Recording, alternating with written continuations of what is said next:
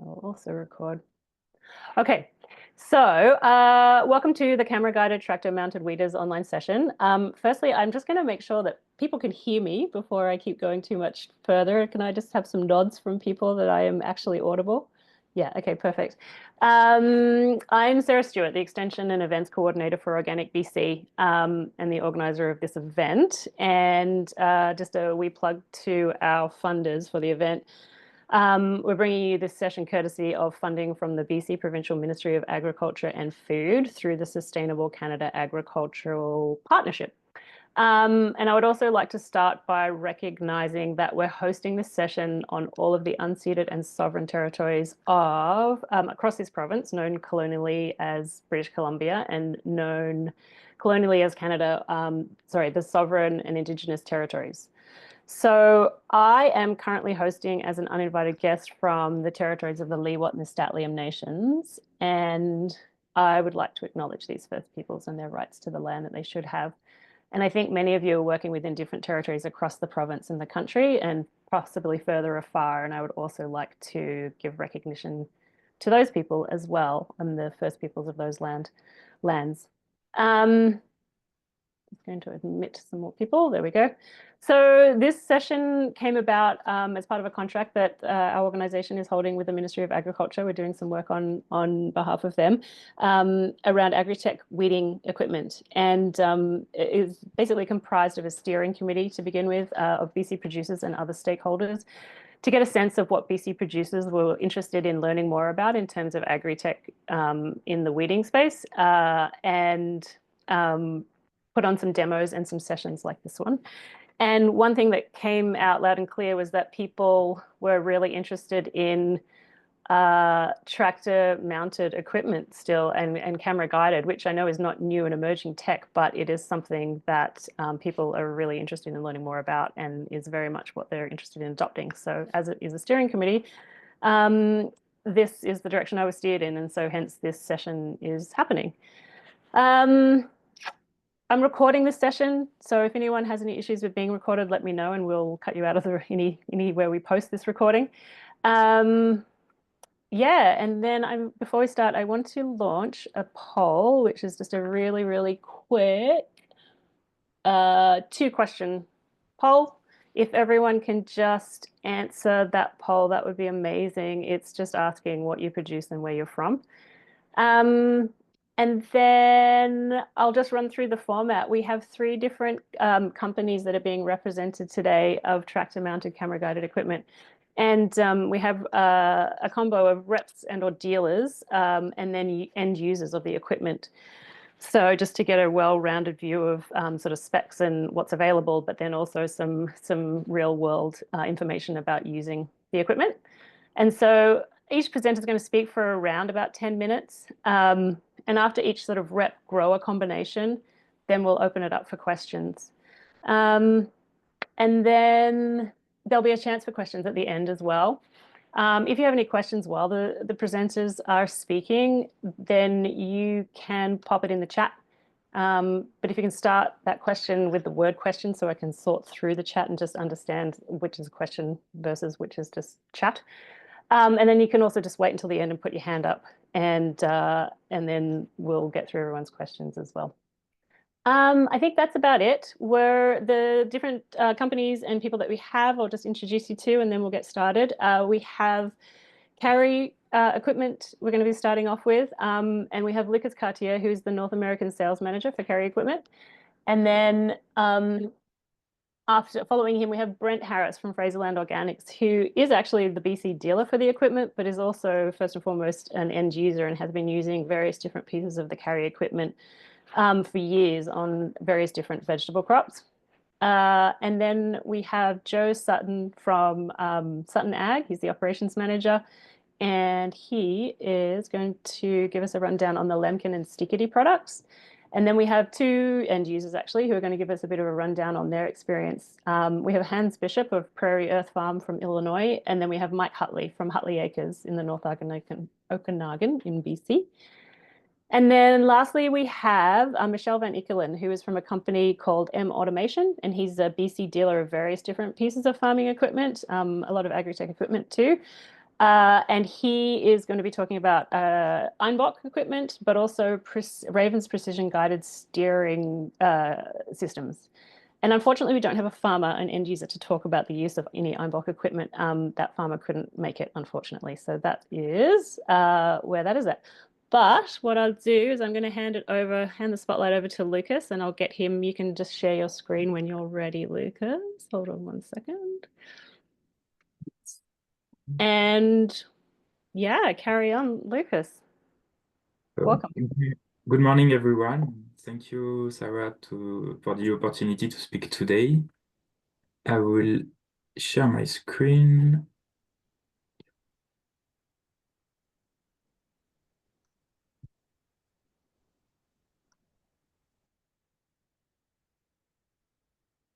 Can you see my screen? Yes, we can. Okay. So before to start, I'm sorry for my French accent and if some words can sound weird or funny. So yes, as Sarah said, I'm the sales manager for North America at Carre. So Carre is a French family business created in 1938 by Camille Carre, which is the grandfather of our current director, Benoit Carre. We are based in the Atlantic coast in France, and we offer soil tillage solutions divided in 5 ranges with the deep soil preparation, surface soil preparation, seed drill fertilization, compacting rollers, and the range for what we are mainly known in Europe and the rest of the world, the crop maintenance range. We provide high quality solutions, robust and easy to use, and our philosophy is we do not ask the farmer to adapt to the machine, we adapt the machine to his need. So all the machines we sell are designed and manufactured in our factory in France. Before to continue, I will show you a short video of Carre and its history. So I'm sorry, the sound is in French, but the translation is in English.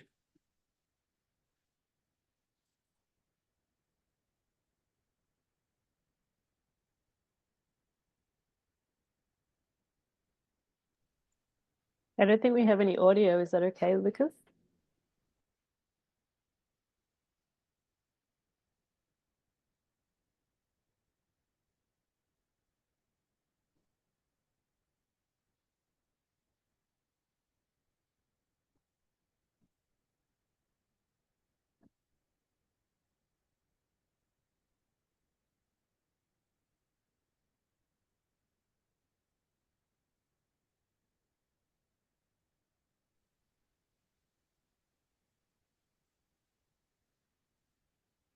Oh.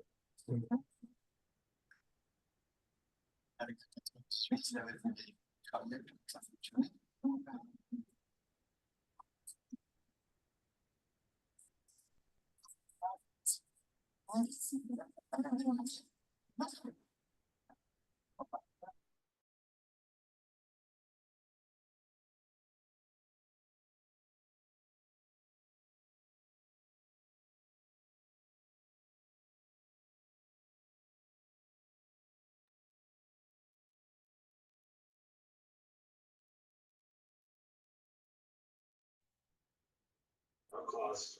So we think it's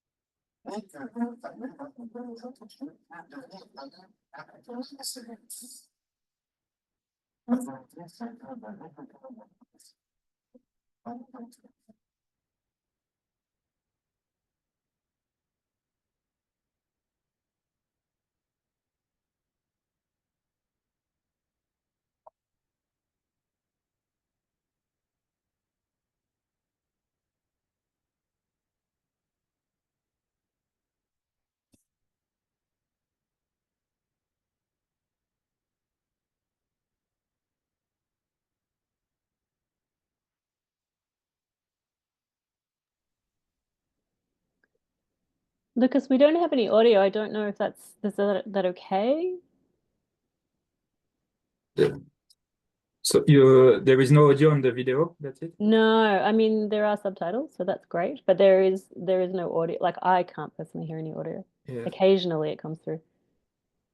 Yeah, I've tried. I think there is some issues, but there is Okay. no, it's just a music. It's Okay.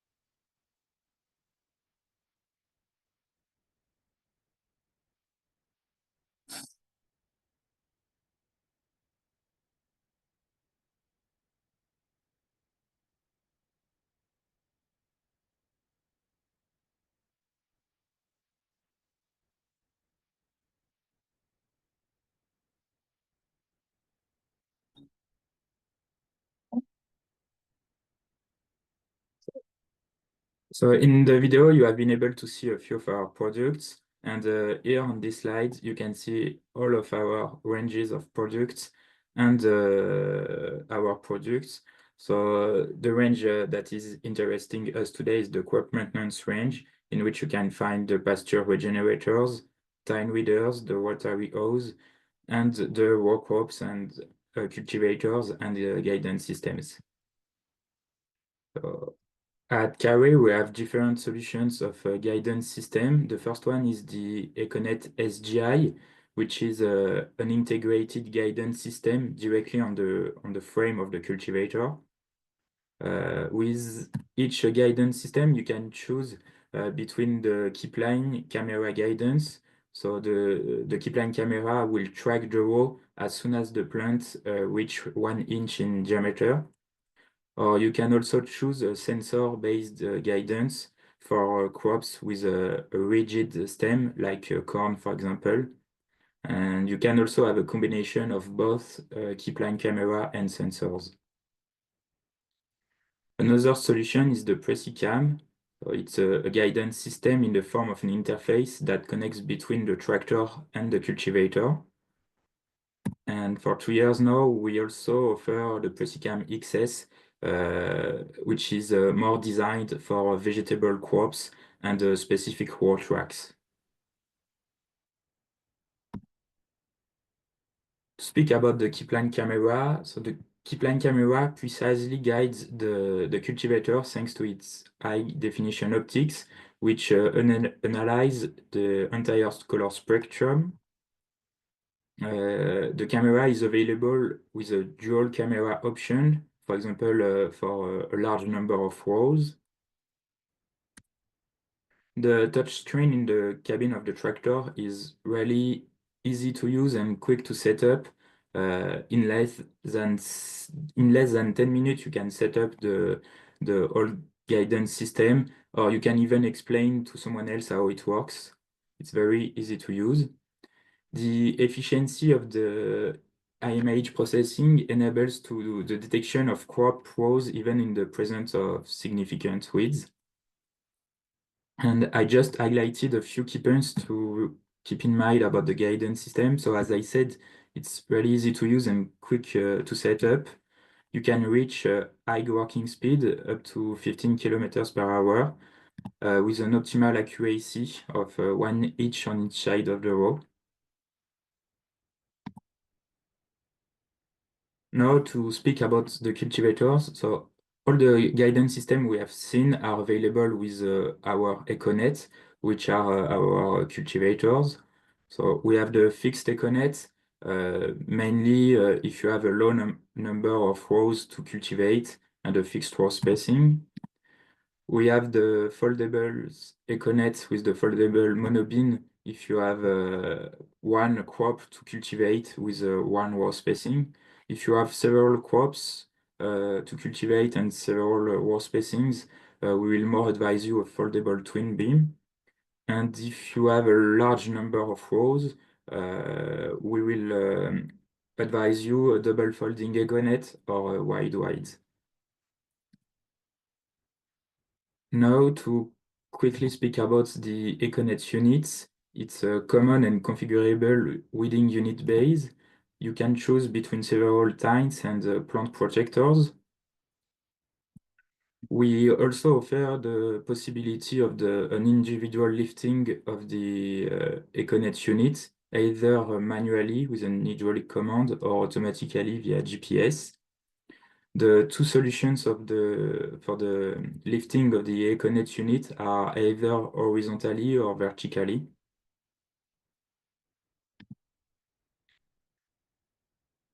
For 2 years now, we also offer a specific cultivator for cereals and crops with a narrow spacing. So this cultivator is a Clinea. The Clinea unit has been designed to have a very strong lateral stiffness of the tines to ensure a very accurate guidance. There is a non-stop spring safety mechanism and a quick adjustment of the shear inclination.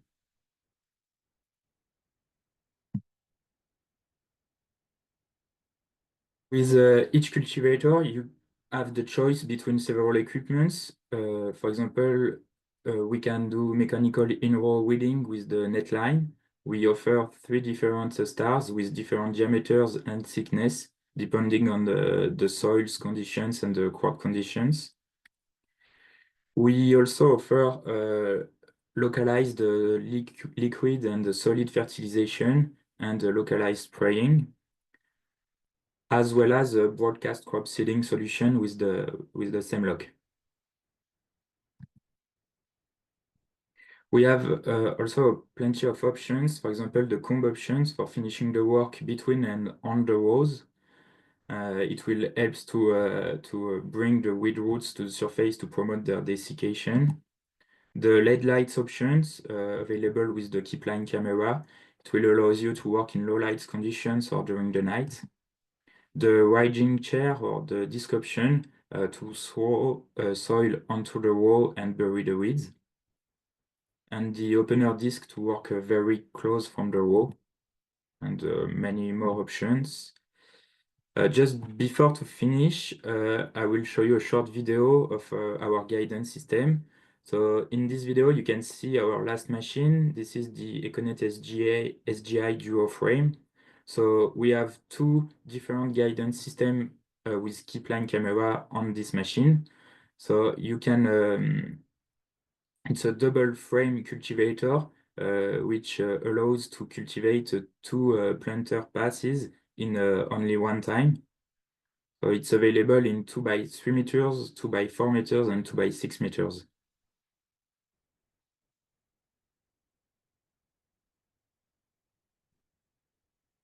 So just to sum up, so as I said, the guidance system is easy to use and quick to set up. You can reach high working speed with an optimal accuracy. We currently have special offers on guidance system. And if you have any question or need more information, feel free to contact either Brent, who is the importer in British Columbia, or you can also contact me. So thank you for your attention. Thank you so much, Lucas.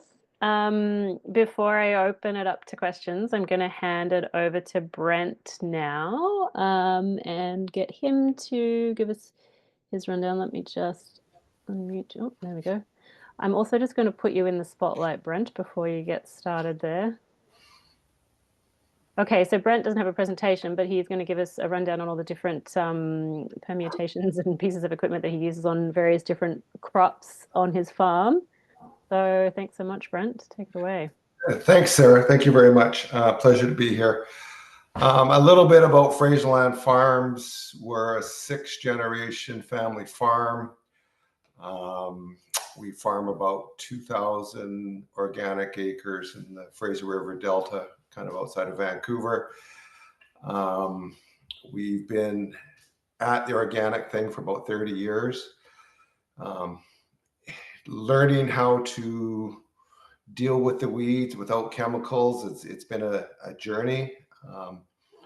Our experience was when we first started doing it is the technology in North America it hadn't really been developed. I mean, they did do a lot of cultivating. Maybe before I get started, I'll tell you about the crops we grow. We kind of grow the traditional crops here. So we grow a rotation of potatoes. We grow peas and beans that get IQF'd for the frozen food industry. We grow grain and we grow corn for some of the local dairy farms here. So we first started growing organic and we had to get our head around how we're going to deal with the weeds. And it's been a process. A lot of the technology in North America was geared to the Midwest. Most of the industry there, it's more geared to no-till, Roundup Ready farming. So in North America, there's the air seeders and the big sprayers and stuff. And that technology really developed. A lot of the cultivating equipment, a lot of the cultivators that were once used were kind of parked in the weeds, and things like rotary hose that used to be used aren't there. You could find them used, but that technology hasn't really progressed. And initially, we built a lot of the cultivators ourselves, kind of started out there. And then, the concentration that we had was more to do the best job we could in between the rows. And then we would send hand crews in to kind of hoe the weeds we missed within the row. And obviously with labor costs and trying to grow more acres, we realized we had to get more efficient and more mechanized. So we couldn't really find the solutions over here in North America. But as we looked over in Europe, that technology was evolving. There was more. Organic was a bigger part of the industry. A lot of the chemicals that were used over here weren't available there. So the conventional farmers were relying still on cultivation to control the weeds. And we looked around, and Carre was a company we found that really had a lot of very innovative technologies they were working with. And where we really wanted the stage we were at there is we had built cultivators, but trying to get them to go close to the rows was always a challenge. GPS played a big part of that, and that really was a big step forward. But even with a GPS, it's accurate within an inch and a half, 90% of the time, but that's not really good enough when you're going over your fields multiple times and cultivating it. So we really having, the camera guidance was something that really, and there was work that was done over here on it. It wasn't really dialed in yet. And we found Carre, and they were making a camera guide. And our first, we had our existing cultivators, but we got the Pressicam, which was an interface hitch that we put on the tractor. It had the camera on, it had the side shift mechanism. The GPS would get you close, and then the camera would then keep your cultivator, within basically an inch of the crop. And that really allowed us to develop our cultivators to a point that we could minimize the amount of ground that wasn't getting cultivated. We also went to finger weeders on the cultivator, and they're a big step forward as well, and they allow us to disturb the soil around the plants and also stay on top of those weeds. But for the crops we're growing in our soil, our approach to weed control, it's a multi-pronged approach. That there's not really one answer to going out there and controlling your weeds. It's we start from the time that seed goes in the ground, having the right seed bed preparation. We really like the Sarclurse, which is a tine weeder that Carre makes. And we use that as a pre-emergent to get a lot of the initial weeds.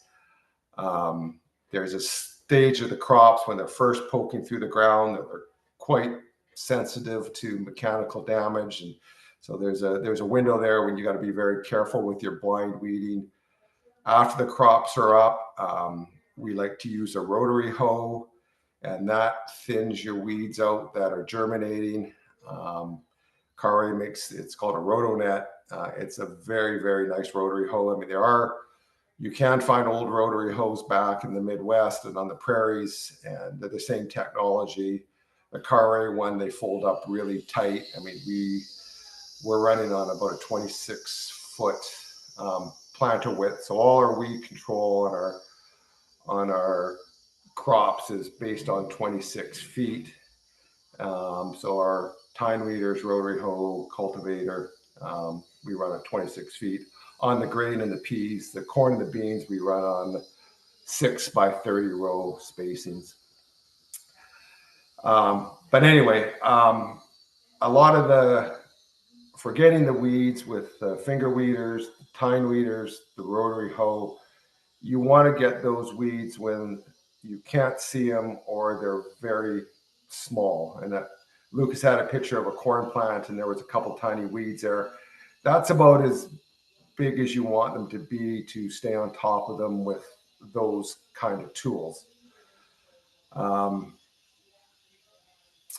So for weeders and camera-based weeders, we plant our corn and our beans on 30-inch row spacings, and we use the same cultivation for the beans and the corn. For the grain and the peas, we plant them with a 26-foot drill, and the row spacings are 7.5 inches. And same thing on those crops. We use the tine weeder, the rotary hoe, and then we rely on the camera guidance to cultivate between the rows. And even on the peas and the grain, which is planted at 7.5 inches with the camera, we can cultivate at 4 miles an hour, and with a narrow A blade going between a 7.5-inch rows. I mean, it's very impressive technology. It's very reliable. We don't have a lot of issues. I mean, it does take a little bit of a learning curve, getting used to how to use it and set them up, but they've been very reliable. Carre, what we really like about the company is they're big enough that they do a very good job, and they're very innovative, and they're coming out with a lot of new ideas, but they're also small enough that they can custom. I mean, every crop we're growing and cultivators we brought in for other growers, they're very specialized, and there's a lot of options that we can customize the cultivators to work very well for a lot of different applications. And they're very, as Lucas pointed out, there's a lot of different options and sizes and stuff. And we've been able to have machines built that suit what we need to do out here. And it's been very successful. Any questions? Sorry, one sec. I just had to unmute myself there. Yeah, let's open it up to questions. Does anyone have any questions for Brent or Lucas?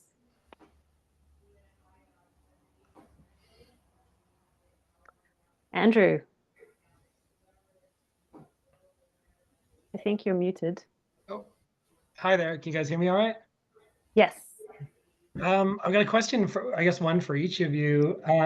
For Lucas, I guess, well, either of you could answer this. So like, we've got lots of cultivating tooling at the farm. We run it mostly belly mounted under tractors. You know, we've got, or well, sometimes beyond, we've got tine weeders and, you know, finger weeders on parallel linkages and stuff like that. Would we be able to mount, like, I imagine this toolbars, these camera guided toolbars are, you know, is that sort of, these are separate units? Like I'd be able to mount up my equipment onto just the camera guided system and run it?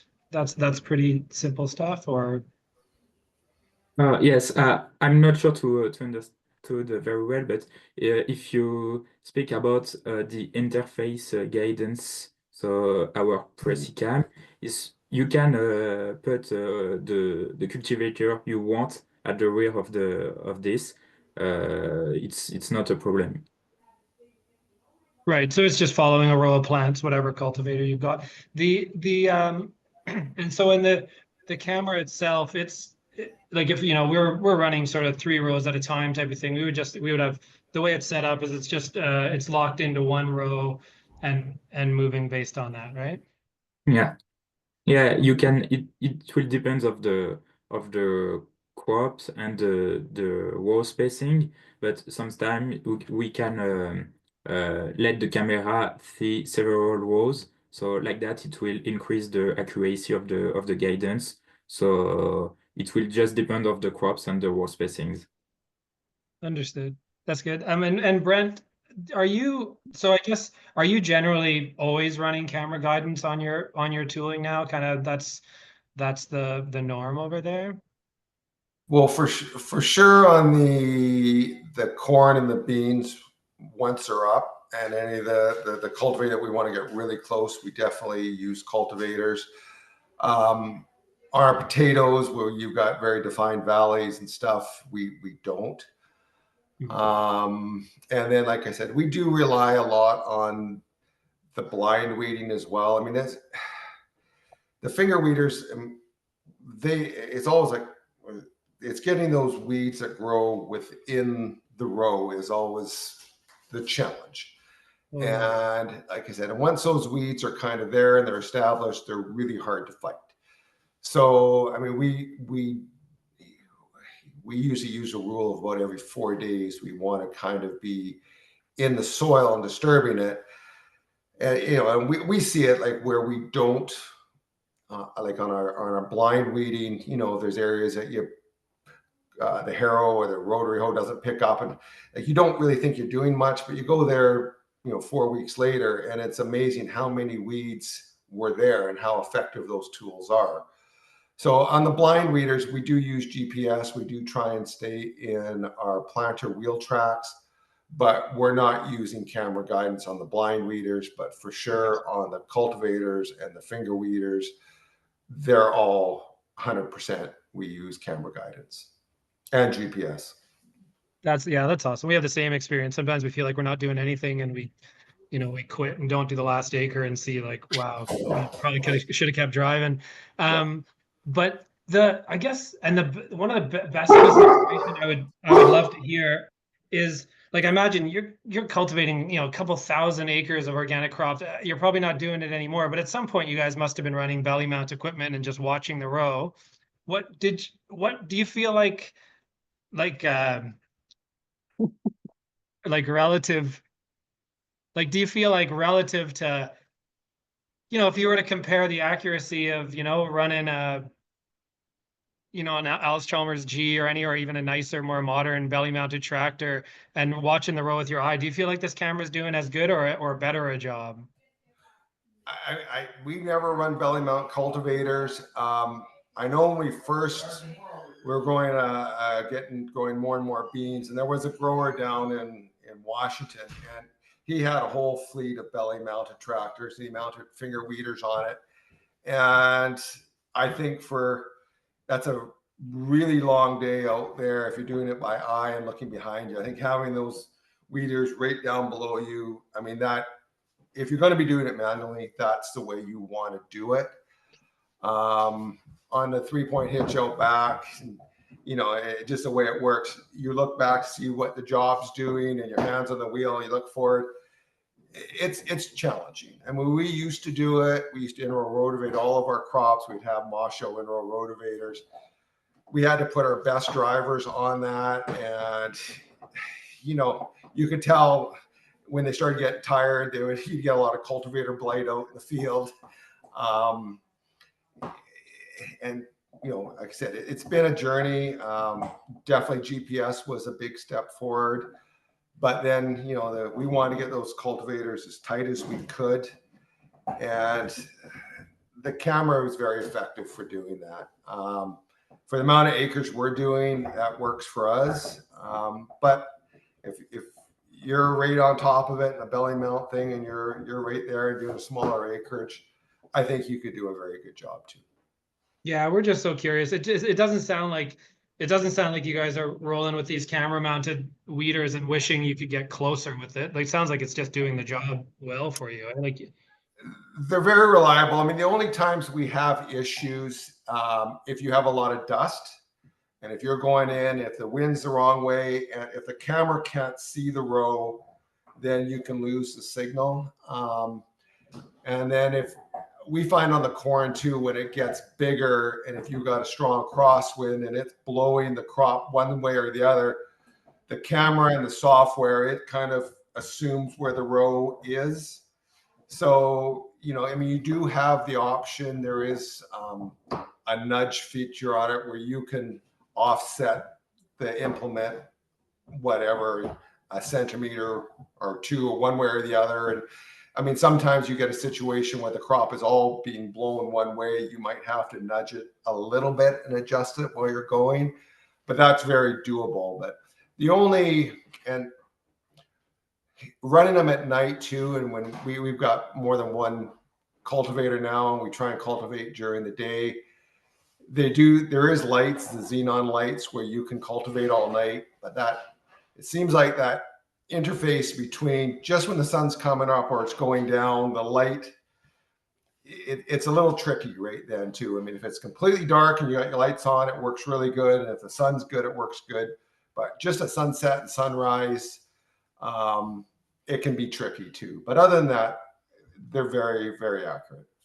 If I can add something, just to complete that Brian said, on the keepline camera, we can now save two settings for what the camera see. So, for example, if you are in front of the sun, you can have one adjustment for the camera, and when you came back with the sun in the back, you can change of the settings of the camera just in pressing one button. So you can have several settings of the camera, and you can change at any time during in the field. that's great. Thanks, guys. Thank you. Does anybody else have any other questions at all before we move on? Okay. I'm going to say that's a no. There is opportunities to ask questions at the very end as well. I'm going to hand it over to Joseph Sutton right now. Just going to, oops, sorry, I just muted you by accident. Sorry about that.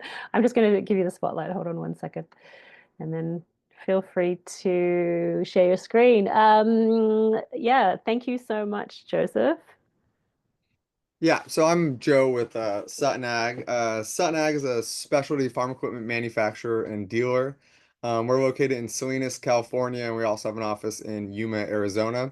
But we sell all over North America. Some of our products we even sell internationally. We've been in business about 70 years. Besides cultivation equipment, we sell seeders, transplanters, fertilizer applicators, harvesters, mulchers, tillage equipment, vineyard equipment, bird control equipment, pretty much anything you can put behind the tractor from seeding to harvest for vegetable production.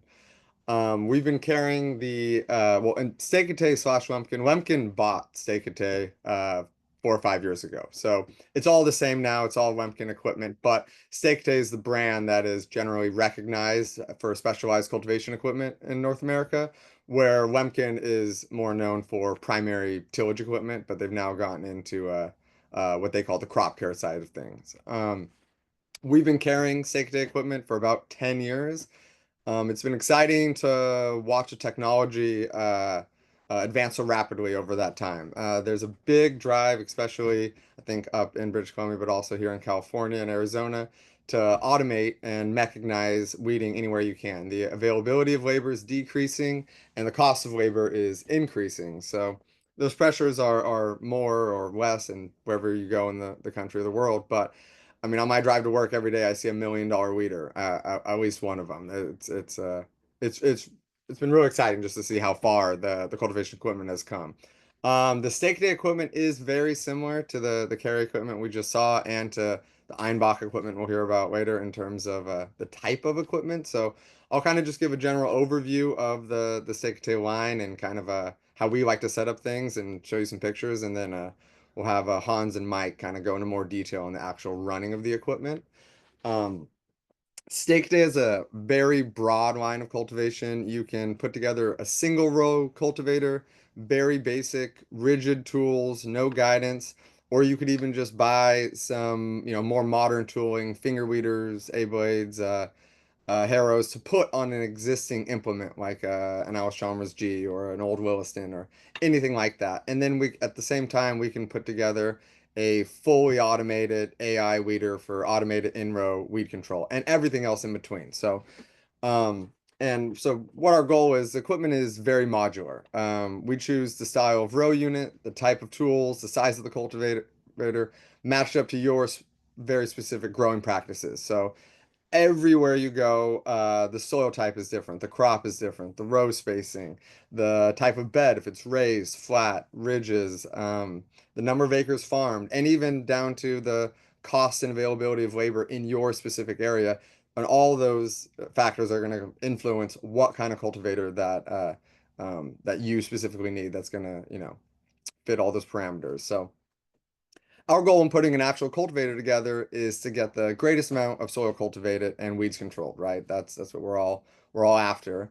And kind of how we view it, or this idea of stacking tools. If your standard cultivator, no guidance system, just rigid knives between the crops, maybe you get 50% of the weeds. Now, if we can add a parallelogram ground following row unit to that, and more accurate depth control, maybe now we're getting 60% of the weeds. If we can add a harrow or a crumbler as a secondary tool for the between row weed control, maybe now we're getting 70%. And if we can add an in-row tool like finger weeders or torsion weeders, now we're getting to a higher percent. And then you add a guidance system, either a hand steer system, we're getting even higher. And then if we go camera guided, I mean, we're getting close to you can set up these units to get almost 100% of the soil cultivated or the weeds controlled.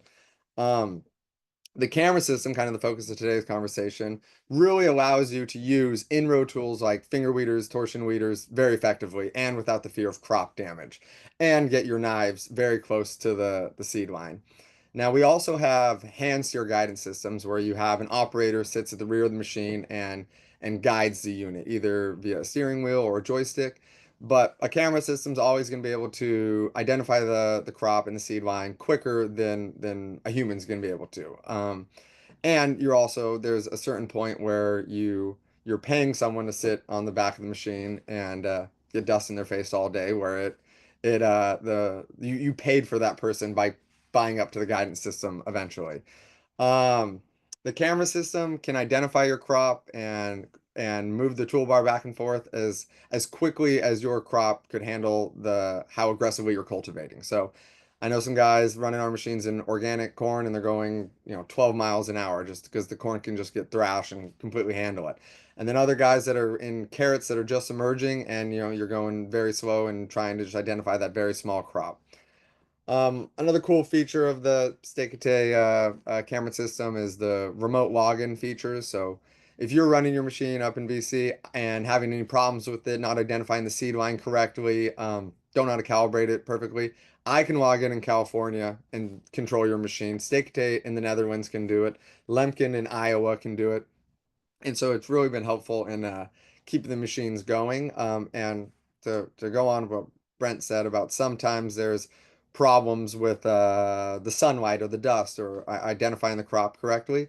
All of our camera systems go out with a joystick, so you have the option to steer the machine manually at any time if needed. Beyond the camera guidance systems, we do have, and Mike's going to talk about this a bit, a fully automated in-row weeder, the IC weeder. Now, we get inquiries for it all the time of because it's a really cool weeder. It's AI driven. It 100% sends the knives in and out of the seed line, but a lot of times it doesn't make sense for what you're growing, what your crop is specifically. Now, if you're growing, let's say something like broccoli, and it's a high value crop, and you have absolutely no labor available, with a camera system and with finger weeders, which are a great tool for broccoli, you're going to be able to cultivate 5 times as fast for 5 times less as money, and the implement's a lot easier to use than you would with a fully automated unit. Now, if you're in lettuce, where finger weeders aren't are as good of a tool for it, you can cause a lot more crop damage, a lot more delicate of a crop. That's where something like an IC weeder, where you need knives to go in and out of the row, might make a lot more sense. So I'm gonna show you guys some just some examples of the tooling, kind of just talk you through it, and then we'll go from there.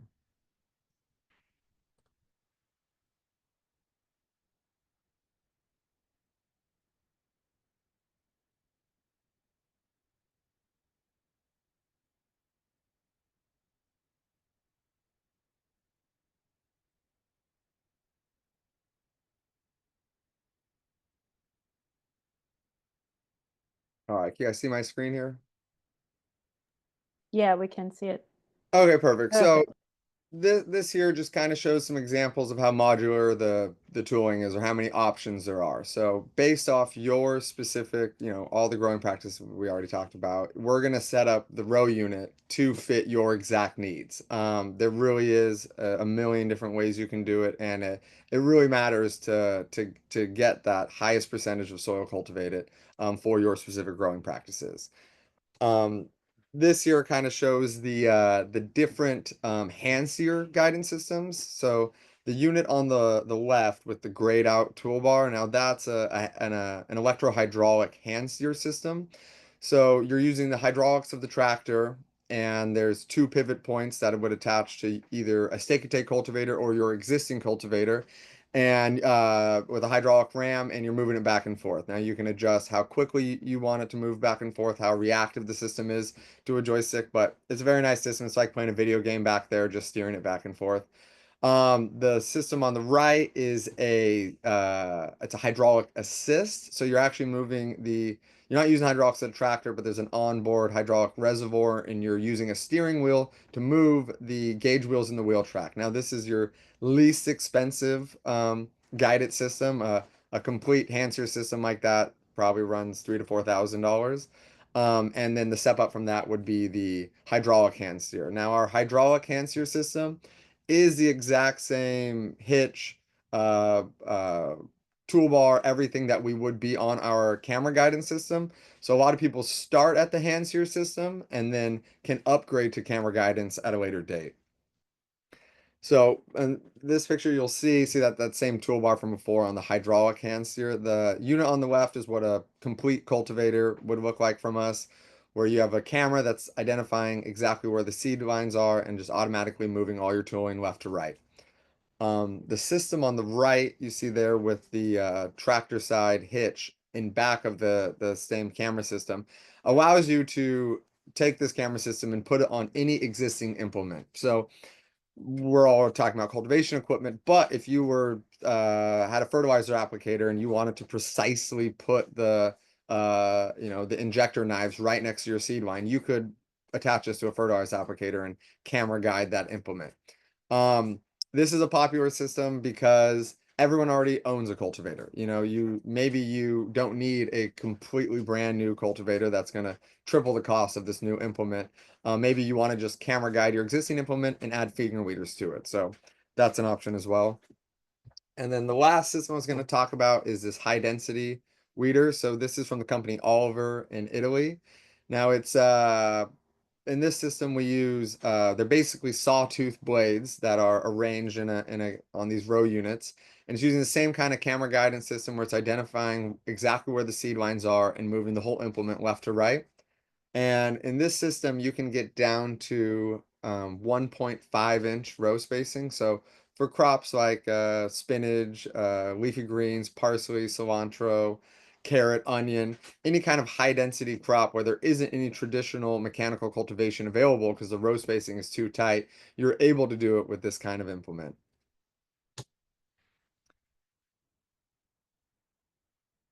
So that's my basic overview of everything, and we'll I guess pass it over to Hans and answer some questions after that.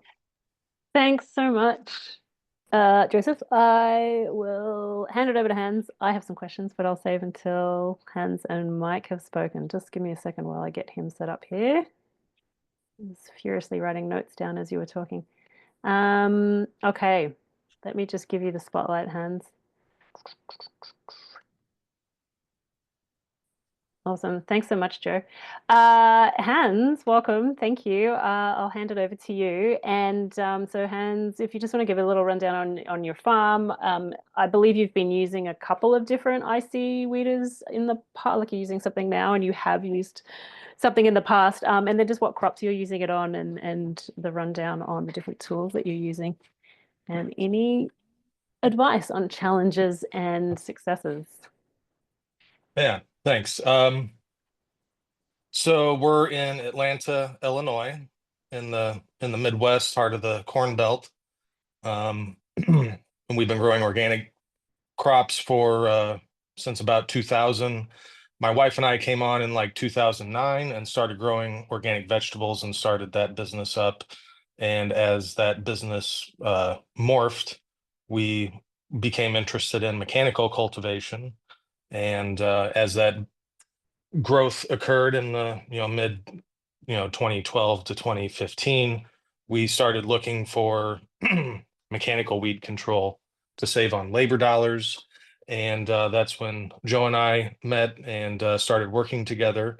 And he helped me build our first comprehensive weeder. We were always cobbling rusty Alice or international parts together to make something to try to do a job, but it wasn't until we actually spent the money and sat down and thought about our systems and our process as to what we were trying to achieve and finding a better way to achieve it more efficiently and economically. Did we actually have success in reducing labor hours and weeding? So I'm going to share that experience here briefly with you, and then also show you what we're doing now.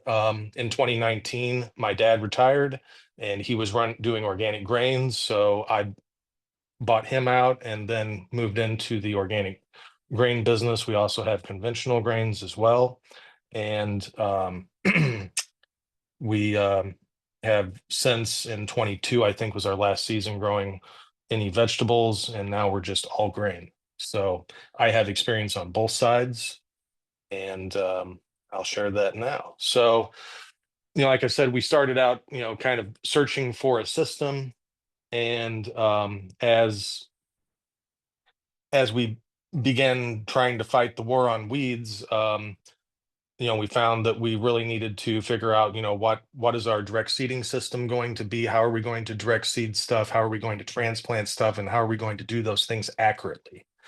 So it boils down to having a good system of soil health, to have the soil in a good state to be worked all the time, and to handle all these cultivation passes and burning up organic material. There was a lot of weeds we found from compaction that developed over time.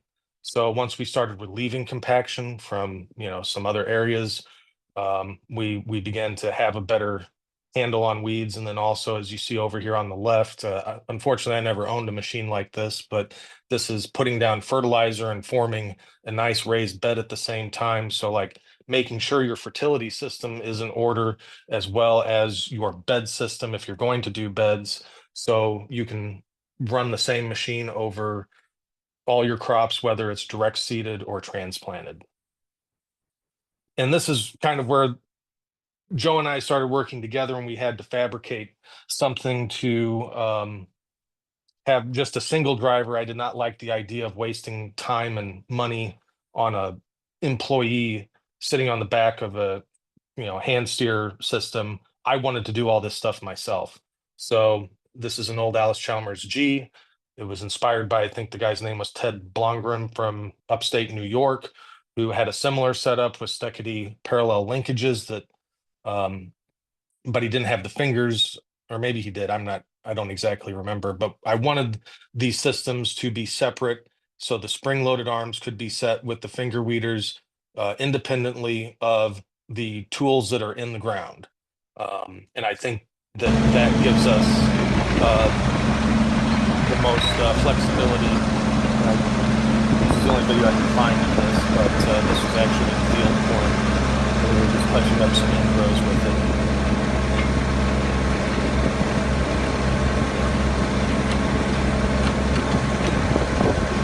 Once we knew how to set these tools, all of this stuff that Joe was saying was modular, so we were more,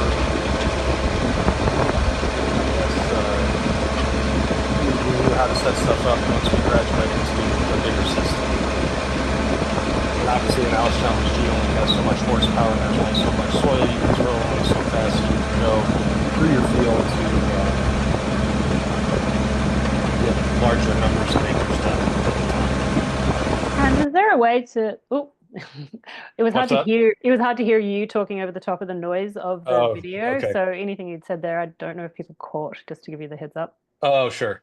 I'll be quiet next time a video plays. But basically all I was saying was like, you know, as we graduated up to a camera steer, larger with more rows system, like the tools were modular and are modular, as Joe was saying.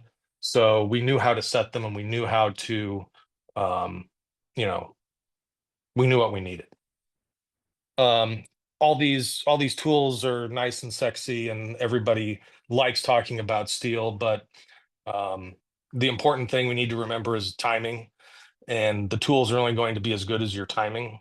And if you miss an opportunity and you lose the advantage of the weed or the crop having more size than the weeds, then you've lost the war. But this is a quote from my friend Chris Blanchard, and I think it really sums up what I'm trying to say there. And another stat that I come up with in a previous presentation that I thought really opened my eyes to having a system, whether it's camera or steerable, that you can trust, is being able to set things closely. So, you know, if you're hand transplanting crops in, you're not going to be able to set your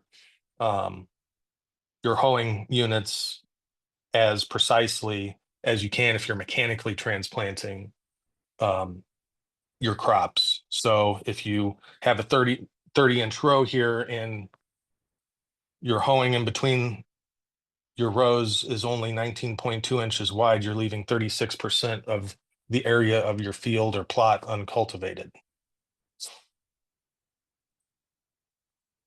So when we were doing vegetables, you know, carrots was a really big part of our operation. You can see in the top right, this is how close we were able to get with the ridge cultivator from Steketee, and this is the result of good cultural practices here before we even put a seed in the ground, as well as good, you know, post-planting cultivation techniques. And then just like follow along with it as you go.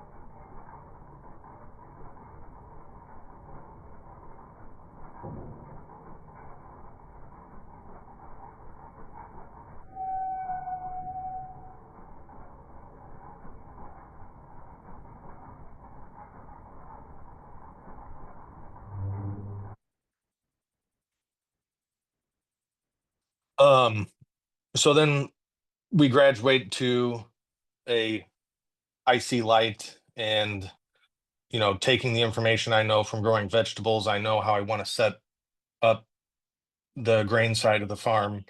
when I take that over from my dad. So, you know, we're on a 12-row setup. Our planter's planting 30 feet at a time, 30-inch rows.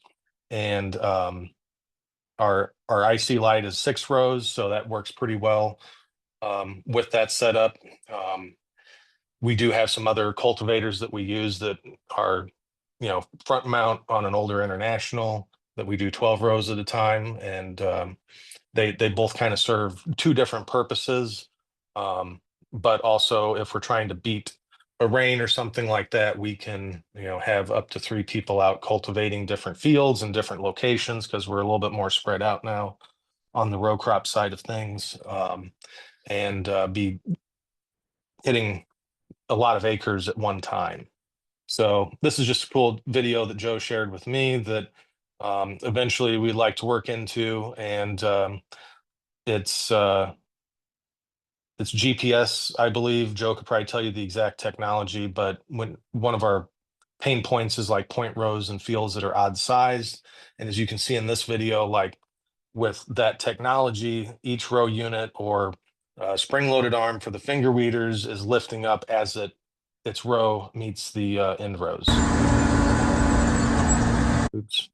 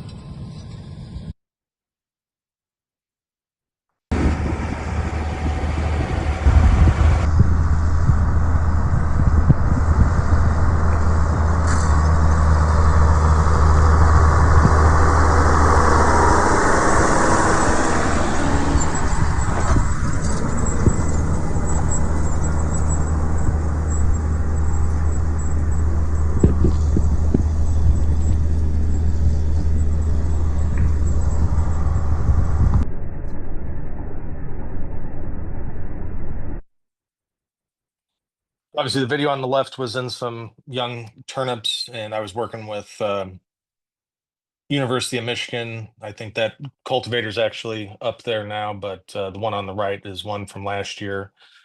We were cultivating corn.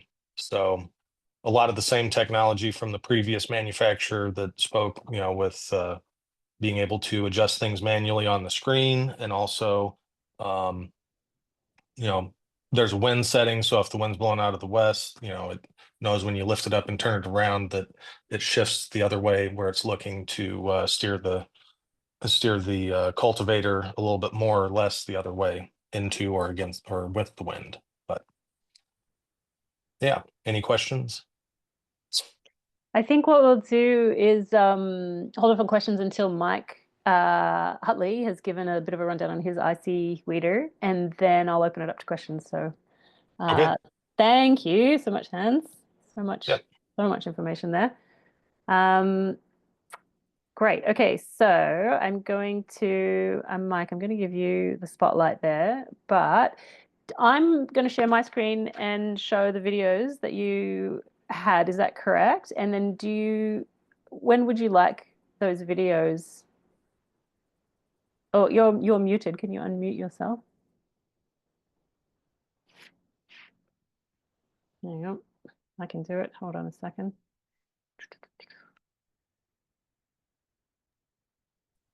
Great. There you are. Yeah, so we can just play them at the end. That's fine. At the end. Okay, perfect. Yep. Sounds good. Okay. Okay, so Mike, if you just want to tell us a little bit about what you're using it on, and how long you've been using it, that would be fantastic. That would be a good place to start. Sure. So, yeah, my name is Mike Broersma. Our farm is Hutley Acres Farms. We farm out in Armstrong, about 10 minutes south of Vernon in BC. So I farm with my wife and my 3 daughters, Annika, Ella, and Madison, and our very trusted employee, Jose, who is a foreign worker from Mexico. He's the Main operator of the machine. So we farm about 300 irrigated acres. We grow mainly alfalfa and corn, and we grow a little bit of peas and barley, and we've also done a little bit of faba beans. So we decided to switch to organic farming about 10 years ago. It was more of a transition from my father-in-law, and it was a way that we could pay the bills and by going organic. So we changed our so we started out with some old hilling equipment, potato hilling equipment that we found out of the prairies in Manitoba. And it was good for the start and just learning how to deal with the weeds. And just coming from using pesticides and Roundup, it was the first few years was just a nightmare. But yeah, with the old potato equipment, the inaccuracy of the 3-point hitch, just moving from side to side, and the old equipment having lots of slop in it, really, yeah, it really knocked out a lot of corn, because that's 100% where we use the weeder is in corn. So we had a rep in the area, another grain/corn operator, and he had a couple, he had a camera operated machine. So I went and checked it out, and he also had a tine weeder, and that was our first purchase. We purchased the tine weeder, and that one just made night and day difference, just from being able to establish from pre-emergence, starting to get those weeds before you even see them, was unreal. And then by about 4-leaf stage, 4 to 5, I've gone up to 6-leaf of tine weeding, but after that, the tine weeder does just more damage. So we switched to the Steketee weeder with the camera. So I actually had a tractor burn on me, and we had to purchase a new tractor, so we got one specifically with GPS. And that was the main goal, was the GPS integrated in the tractor. We had GPS before, but it was just added onto the tractor afterwards and was kind of inaccurate. It wasn't very, it was good, but not great. So we got GPS integrated in the tractor, and then we also added the Steketee camera guided weeder. Yeah, so just the initial startup of the weeder, we usually start about as soon as we can, basically, and it's pretty slow getting started, probably 3-4 miles an hour. And the biggest difference that I found was the finger weeders. The finger weeders is what makes the cultivator cultivate. Like, you can do anything you want in between the rows, but between the actual stalks of corn is the hardest part to get the weeds and your timing. So yeah, with the Steketee weeder, it's very easy to adjust. There's handles on it that you just jump out of the tractor, twist the handle, and you move 1/2 inch or 1/4 of an inch or 1/16 of an inch, as little as you want or as much as you want. And yeah, the great thing is that it's just so easy to operate. My foreign worker from Mexico, he knows more about it than me and doesn't speak much English. And yeah, and he can outdo me any day operating this machine. So that just shows me how easy it is to run and how accurate it is. So initially, when we started about 10 years ago, we started with those potato weeders, and we were getting approximately 7 to 10 tons of corn silage per acre. And we've pretty much double that to about 15. Sometimes if we're lucky, we'll get 20, but it usually averages about 20 tons to the acre now, just because of the accuracy. We used to go from about 4 to 5 inch, being that far away from the corn itself, with the old potato equipment, to now being under an inch, like very accurate.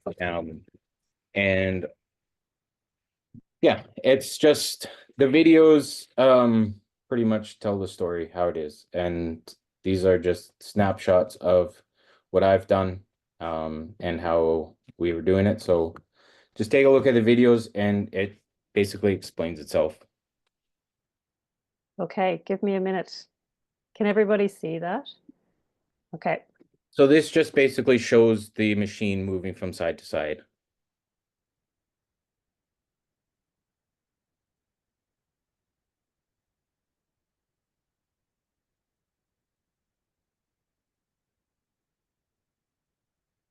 Okay.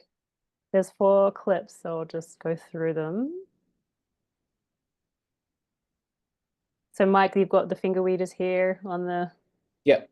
and Yeah, then there's it's a 6-row machine. We Mhm. plant with a 6-row planter, and then we tine weed with a 6-row or 20-foot tine weeder, and then our cultivator is also a 6-row cultivator. So everything is the same, on the same GPS lines, on the same everything. Okay, great.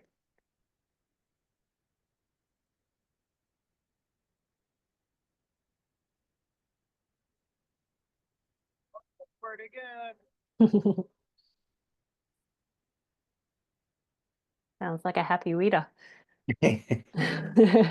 Okay.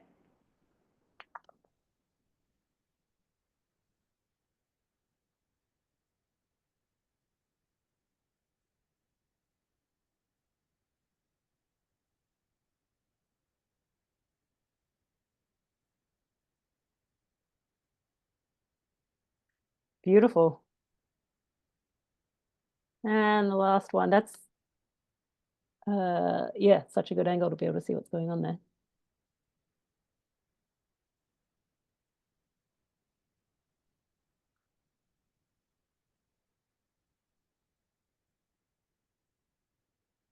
Excellent. Okay. Thanks, Mike. I'm going to open it up to questions unless you have anything else that you wanted to share. No, Okay. I love the machine. It works awesome, and I would never go back. Yeah, it sounds like you're super sold and that your yields have gone way up as a result. Okay, hold on one second. I'm going to remove the spotlight from you.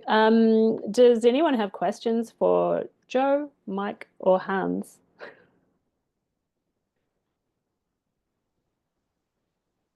Andrew Budgell. Well, I don't want to hog all the question time, but I'll ask like this. It You know, seems like you can. okay, well, if nobody else has questions, we're, just like a really specific question to ask Hans. It's you kind of, we had sort of a similar trajectory to you guys, and we're at the sort of belly mount stage. If you look at sort of the belly mounted weeding versus the camera guided stuff, is there anything that you're missing there? Is there something that is there a limitation that, is there? Yeah, but how do you feel it compares? I think the one thing I did forget to mention is that the camera guided opens up your ability to, I guess, work more, for better or worse. But there's less, as some other guys put it, cultivator blight, and it just expands your capacity, really. I think if you have like I said, if you have your system set up and you're ready to make that step in mechanical cultivation from belly mounted to an automated setup, then you're not going to regret it. And I think that the accuracy is there. With smaller stuff, I think, like, direct seeded carrots or the turnips, you're going to probably have to reset a few things, like if you're going from, 3-week-old broccoli to carrots, there's going to be some other things that you have to adjust. But I think, Joe, you can save different crops. So that's probably just a one-time thing.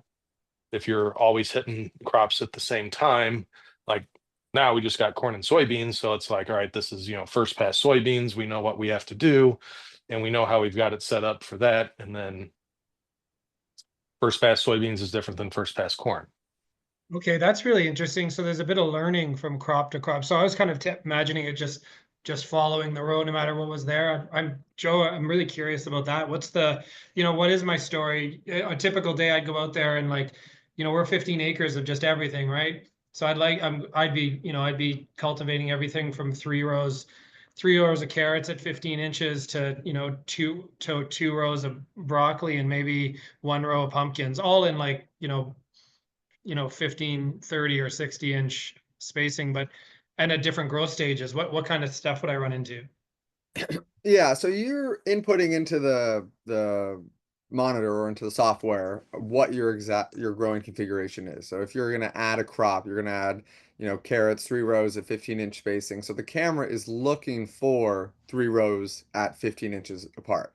And when you are running that particular one at that growth stage, you're actually going up and down in the size of the crop because it's identifying what's a weed and what's a crop based off of size, color, and shape. So if you have told the system that all of your carrots are, a 1/4 inch in diameter, if there's something that looks like a carrot but it's much bigger, it knows that's a weed because none of your carrots are that big. So and then it has what's called an AI learn mode. So you can run it over the crop, you adjust the settings up and down. Because you can even change the shade of green between your carrots and your weed.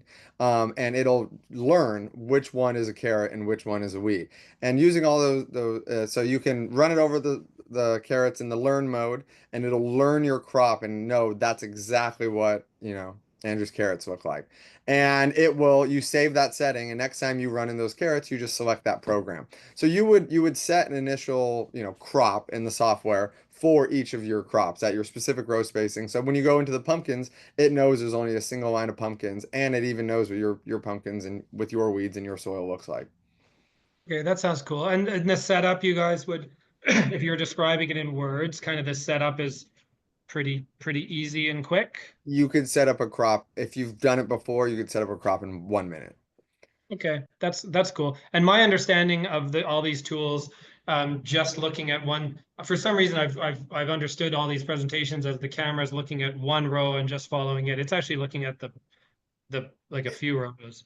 It depends. So if you're on 30-inch row spacing, you're probably going to center the camera and look at 2 rows. Okay. And it's going to take the greatest quality between those two. If you're doing 3 rows at 10-inch spacing, you would center over the center row and look at all 3. If you were planting squash, you'd probably just look at the 1 row, right? Because the next row is Yeah. 6 inches apart. So it really depends. You're also changing based off of the performance of the machine, what the crop looks like, the sunlight, dust, everything else, the height of the camera and the angle of the camera. So if you're right above the seed line looking straight down, you might be looking you might have the camera lower and only look at a single row, where if you're looking way far ahead, you might be looking at multiple rows. So, and there's a chart in the manual that you follow based off of what your row spacing is and what's going on and what angle to put that camera at. It's cool. I'm starting to feel like I could be like belly mounting in the front of my tractor and camera mounting behind me, and that's lots of eyes. Yeah. Thanks, guys. Does anyone else have any questions for Joe, Hans, or Mike? At some point in the end, we should be asking folks about prices, I think. But maybe get through all the things, right? Yeah, it's a good question. So I had a question, and it was specifically not about olive. It was actually about the olive. Is it olive grow? Is it the Calabri? Oliver Calabri, is that what it is? I was curious about the cost of that. The sort of the closer, like the closer row spacing equipment from Italy. Sure, yeah. So it's a big range based off of what your specific setup is, right? So we just brought a machine in that's doing 6 44-inch beds at a time for onion. It folds, it uses 3 different camera systems, and it's almost $300,000. Now you can get that same unit for a single 60-inch bed, let's say doing 10 rows at 5-inch spacing for you know, baby head lettuce or something like that. And you could hand steer it, and it could be as inexpensive as, you know, $30,000-$40,000 for the complete system. So that really is a big range based off of what your specific setup is. Our kind of standard machine, which for our area would be a single 80-inch bed, maybe 30 or 36 lines of, let's say, spinach or spring mix, would be right around 100,000 for a camera guided unit. And I assume you're talking US dollars, which is quite Yeah, different from the correct. Canadian Sorry. dollar right now. Yeah. Yeah, okay, yeah. Yeah, I'm pretty sure we all assume that. And then in terms of pricing, what I might do is I might move on to Michelle Van Eekelen right now, and then at the end, just get each rep to just talk a little bit about the different components they talked about and some basic pricing. Does anyone have any more questions around Lemken Steketee products? Okay, I'm going to move on. So thank you to the 3 of you and to Andrew for asking all the best questions. Michelle, I'm going to give you the spotlight right now. You want to give us a little bit, start by giving us a bit of background, because you're also a farmer as well as a dealer. And then, yeah, give us a little rundown on Einbock equipment, but also the Ravens precision guided steering systems. Thanks, Sarah. Okay. I'll start by sharing my screen. Okay. Sure.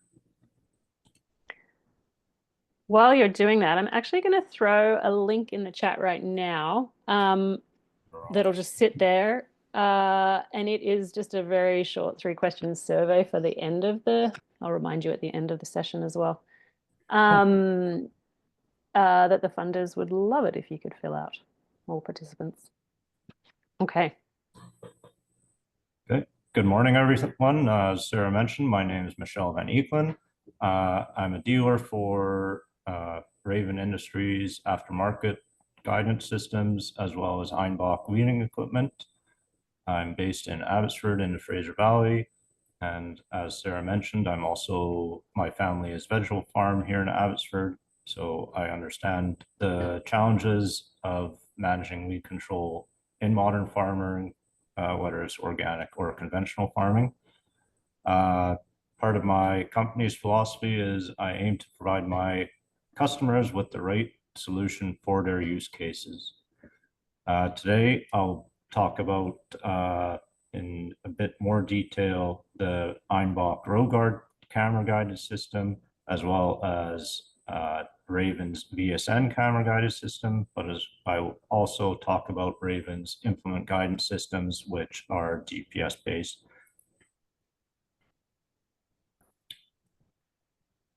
I'll also just mention an overview. When would you want to use camera guided systems? It's ideal to use if you have a well-defined crop structure in your field and you need to eliminate as much weeds as possible without the use of herbicides.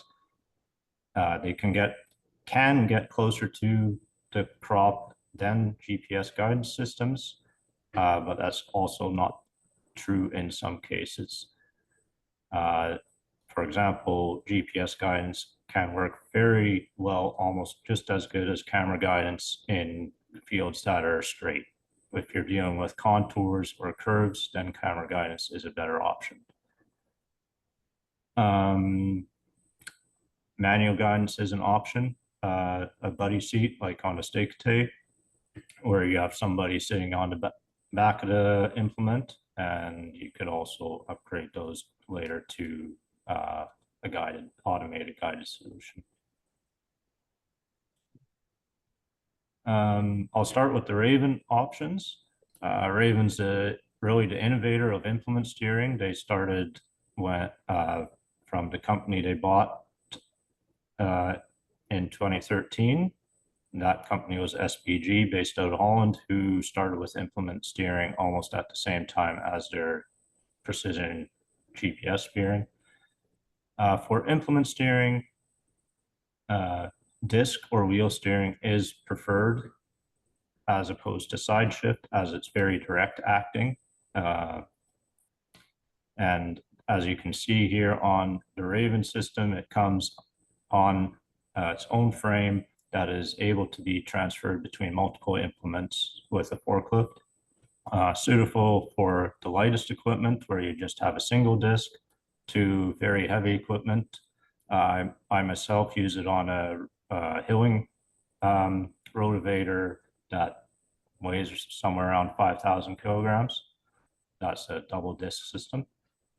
And then wheel steering is used when you have something like a potato planter with already wheels that are steered from the OEM.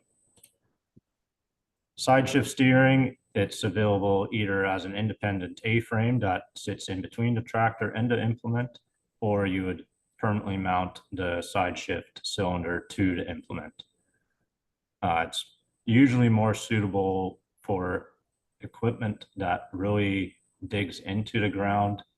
A good example is bulb planters. Several tulip bulb planters around the world use the side shift frames. This example, Raven can carry about 8 metric tons or 17,500 pounds. 17,500 pounds, sorry. They also include in their implement steering lineup, drawbar steering, movable hitch steering, as you can see on the right, behind the Caterpillar, as well as plow steering if your plow is capable of variable furrow width. The Raven visual guidance VSN camera guidance system, it's really a complement to the implement steering. So it's an add-on to Raven's implement steering that have GPS guidance. It's possible to steer a tractor or sprayer or implements. And kind of to answer a question about working on a belly mount tractor, it would be able to do that. Some farmers in Europe use it when they use their implements in the front hitch, and then they use the VSN system to steer the tractor. VSN operates in 3 modes. It operates in GPS only mode, so that would be purely running it as if you didn't have a camera. It operates in vision mode, where it operates purely on the camera, and it operates in vision plus mode, which includes a GPS fallback. So in any case that the camera is not confident, and that's a setting that's you can put into the system, then it falls back on the GPS signal. That's especially useful if you have a crop that has poor emergence and there's not enough plants in the rows in certain sections of the field. The Raven implement steering, it does not need a Raven camera or a Raven GPS system on the tractor. It works with third-party GPS systems that are either OEM or aftermarket.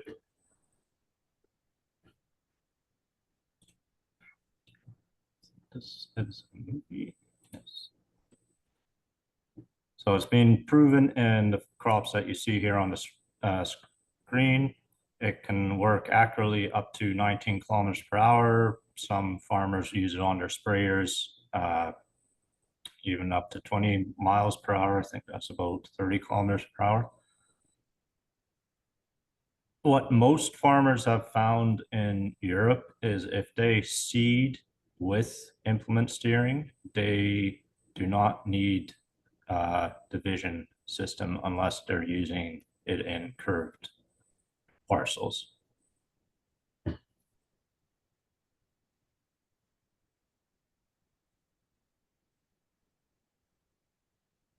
As you can see, it's applicable to pretty much any implement you can think of. These three examples are all, or the first one was a seeder, and then the next two were weeding equipment.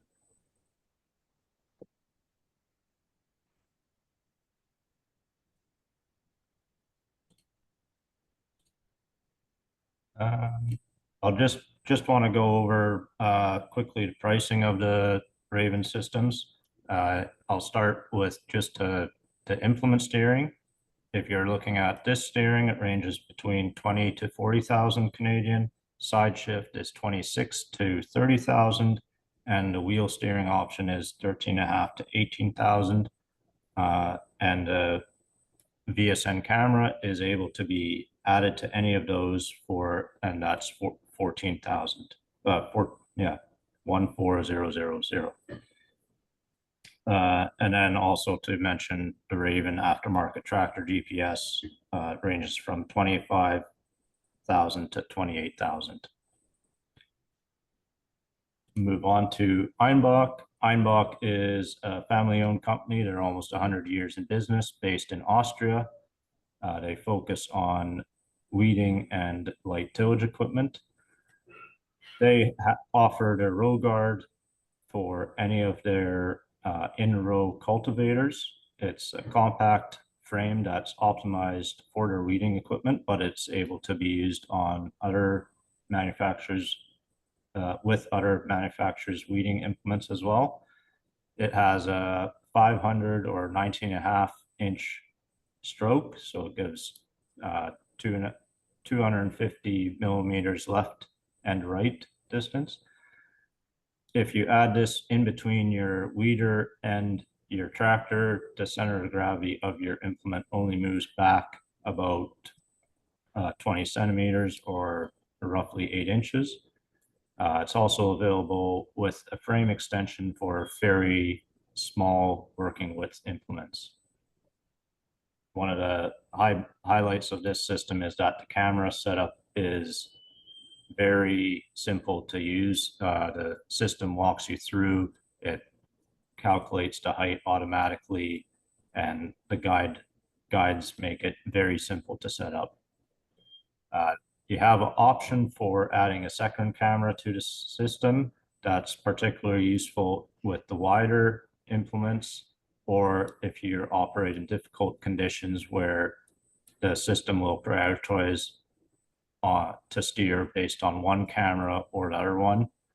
When you need it as well is for section control if you operate with a curved headland and you want the system to keep operating as you enter and exit the field.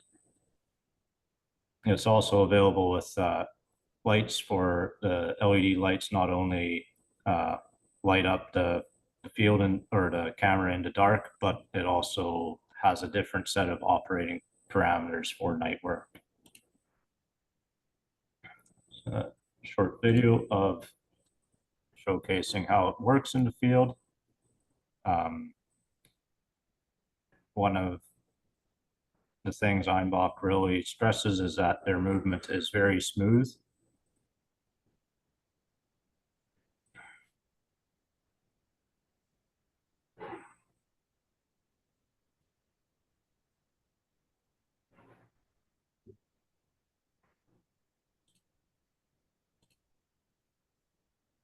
And then they have various modes of operation for it. They have, for each crop, you have different color modes. So green, yellow is usually used for crops like corn, green, blue for most other crops, and then you have a red mode, for example, for red cabbage.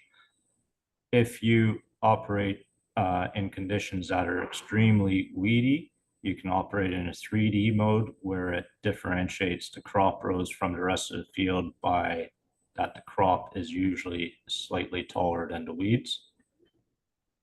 There's a short video on the right-hand side of the in-cab view and then also external view later on.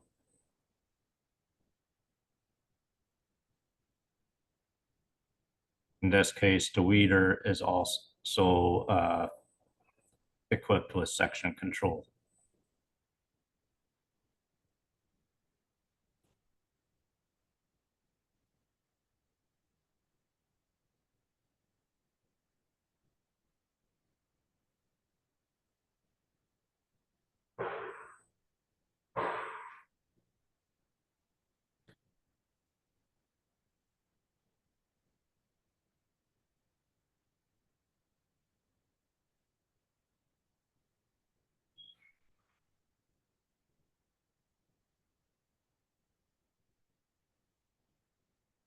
And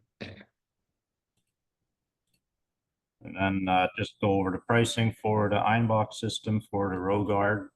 That's without cultivator, depending on your options and the weight of the implement you're wanting to control, ranges between 45,000 to 90,000 Canadian.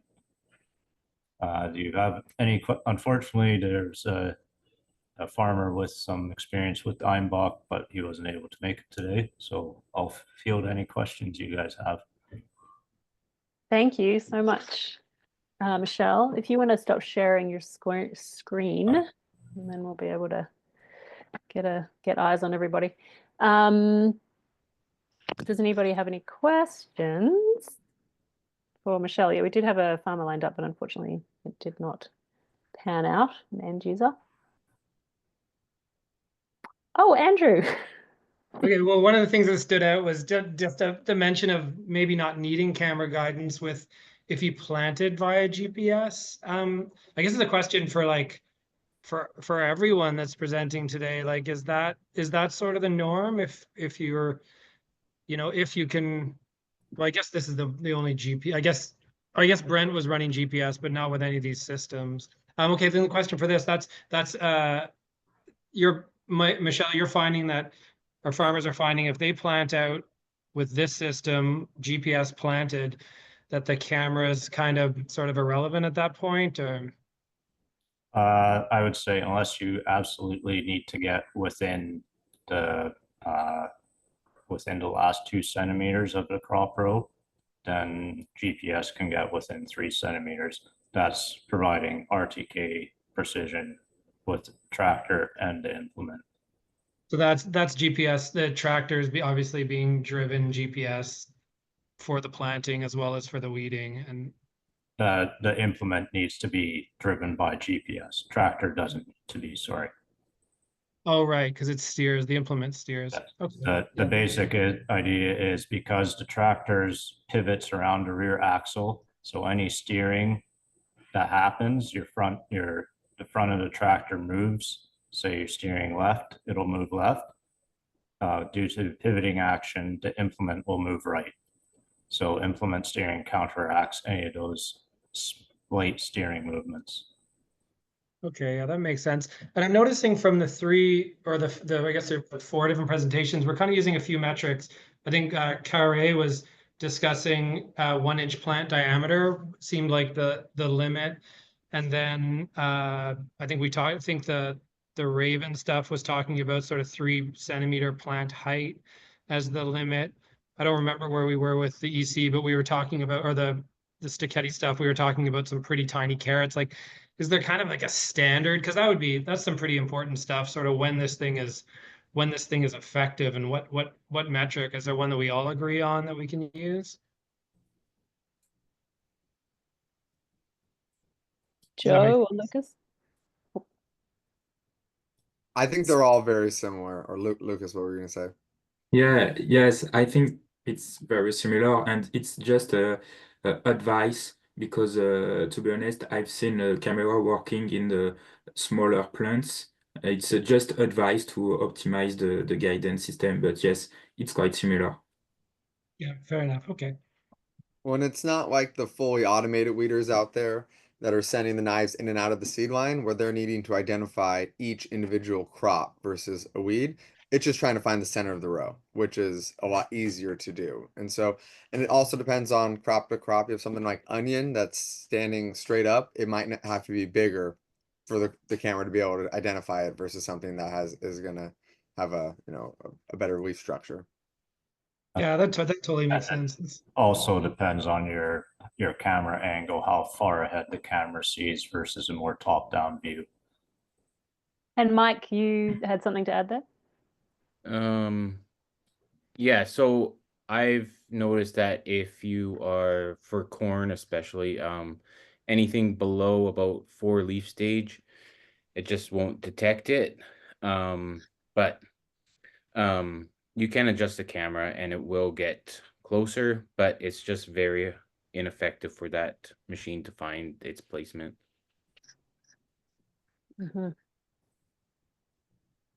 At what stage, let's just do like a specific crop for anybody. I'm interested because it sounds like they sound like they're sort of similar in what they can do. Like carrots, when do we think we can get into that? That's ever like a big challenge for all our mixed vegetable farms. Like first true leaves, before that, shortly after that, that type of stuff. I think about as soon as you can see a seed line and adjust the camera to look forward better and maybe be able to see more rows. If you with your eyes can define a seed line, then usually the cameras will be able as well, or even slightly before that. Okay, cool.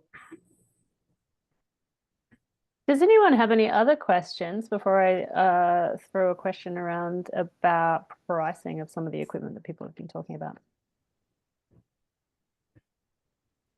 Okay. Can I maybe Brent and Lucas or one of you, if you can just give us a little bit of a rundown on pricing of, I realized that there was lots of like different components that you were talking about, but some of the main components like the Pressicam and the different configurations in Canadian, if possible. Yes. So about the Pressicam with the camera guidance system, let me know, Brent, if I said something wrong, but it will be probably around 40,000 Canadians. And for the Pressicam XS, which is more designed for vegetable crops, it will be a little bit less. But as I said, obviously without a camera, but with sensors or even with just a joystick, it will be less expensive, of course. Brent, do you have any sort of how to? Well, I think Lucas sort of alluded to, I mean, there's so many options you can get, you know, there's lights and there's feelers that you can get to, you know, that'll sense the row when the crops get bigger, and the design of the cultivator and finger weeders and stuff. I think probably that number Lucas is talking about for the Pressicam, which is the guidance portion, is probably fair. That's probably fairly accurate. And you know, the guidance portion of a cultivator that value can be worth as much as the cultivator, but it all depends on how it's spec'd and how you do it. I mean, to answer back to the question about the size of the row, I kind of concur with what everybody said. I mean, the cameras are extremely accurate, and they'll see when you can see the row with a naked eye, the camera will see it. Probably the bigger challenge is how you set up your tooling on those very small crops. And, you know, you got to be very careful with finger weeders, or if you're burying those crops, that's probably more of a challenge on cultivating very tiny plants that are just getting out of the ground. The camera technology is very accurate. That's not your limiting factor. Okay. Thank you. And then Joe, do you want to give us, I know it's hard because there's so many different components. Yeah, so you can put a cultivator together in any way and make it as expensive as you want. But if you're looking just at the guidance systems, the most basic hand steer system where you're steering the steering wheel with someone sitting on the back is going to be about, I just had a converter up, about 5,000 Canadian. Thank you. And then your hydraulic hand steer system, which is the system you can also upgrade to camera guidance if you wanted to later, is about 13,000 Canadian. And then a full, what they call IC light or ECC or camera guidance system is about 43,000 Canadian. And so those are the basic prices for guidance, and then you add your cultivator onto there or use your existing implement on those guidance systems. Great, thanks. That gives a good ballpark, and it does seem very accessible. I can give a price. So I have a Thanks, system coming in for a farmer here locally with camera guidance for a 4-row set up on 30 and movable to 36-inch spacing. It's the Einbock Chopstar Prime, which is one move, or it's one bolt undo, and you can adjust all the widths of the different hoeing implements. That with the camera guidance system was around the with taxes and everything, before taxes, what, about 82 grand? Thank you. And that is like the top of the line Yeah. vegetable hoeing from Einbock. Thank you, Michelle. I'm going to just remind everyone that in the chat, there's the survey, very quick survey from the funders, 3 questions, take you 2 seconds, maybe 5. If you could do that, that would be amazing. Any last chance for questions for anyone at all, or even just talking amongst yourselves between farmers and nope? Okay, well, I just want to thank everyone for coming, and particularly Michelle, Lucas, Mike, Hans, Brent, Joe. I said Mike, right? Yeah, I got everyone. For presenting and taking the time to let us know about the equipment that they use or are selling. So thank you so much, everybody. Really appreciate it all. And thank you, Andrew, for all the questions. Thanks, guys. Thanks, Sarah. I learned a lot. Okay. Thanks, everyone. Have a wonderful day. Thank you. Thank you. Okay. Bye. Take care.